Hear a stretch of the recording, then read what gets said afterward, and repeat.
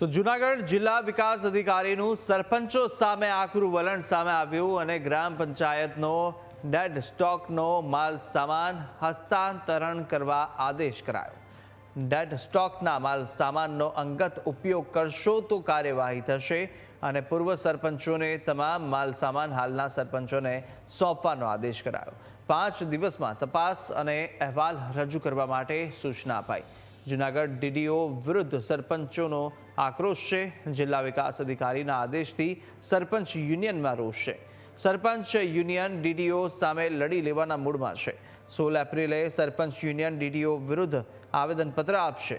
સરપંચ યુનિયને મુખ્યમંત્રીને પણ આ અંગે ફરિયાદ કરી છે। સાથે ડીડીઓના ત્રાસથી જો કોઈ પદાધિકારી આપઘાત કરી લેશે તો તેની જવાબદારી ડીડીઓની રહેશે તેવું પણ તેમણે ઉલ્લેખ કર્યો છે।